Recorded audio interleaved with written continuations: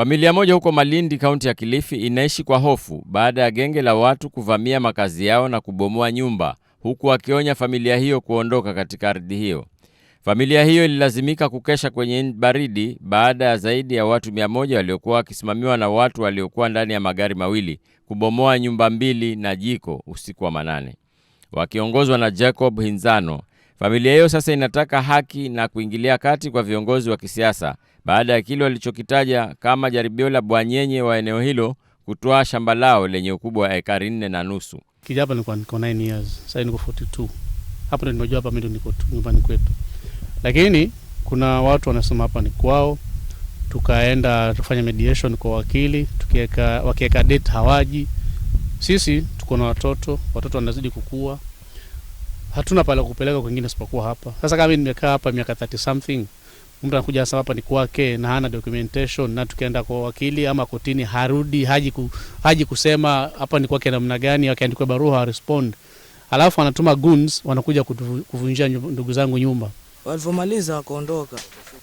Wakasema tusijenge nyumba hapa, tukijenga atakuja kuvunja. Hinzano ambaye sasa ana umri wa miaka 42 alisema wameishi katika shamba hilo tangu alipokuwa na umri wa miaka 9 na kwamba ndugu zake wote walizaliwa hapo.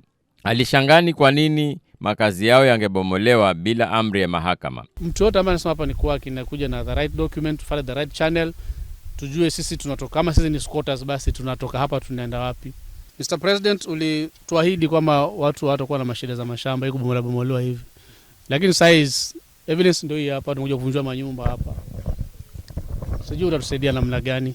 Francis Ngonyo ambaye alikuwepo wakati wa uvamizi huo alisema genge hilo baada ya kubomoa nyumba liliwaonya wasijaribu kujenga tena. Aliongeza kuwa sasa wanaishi kwa hofu bila mpango wote wa baadaye, kwani wavamizi hao walionya kwamba watarudi iwapo watajaribu kujenga upya nyumba zao. Kuna tajiri amekuja na gari anawasaidia na ameletea group gari 2, Toyota Hilux na Harrier.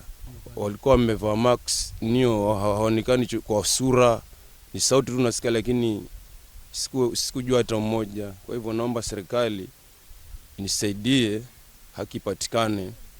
Kuna hiyo hali sijui kama itaisha aje, sijui kama serikali itanisaidia vipi.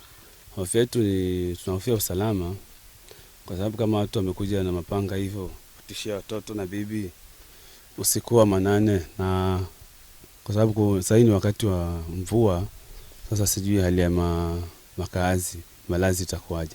Nikiripotia Coco FM, mimi ni Lolani Kalu. Coco FM, ladha ya Pwani.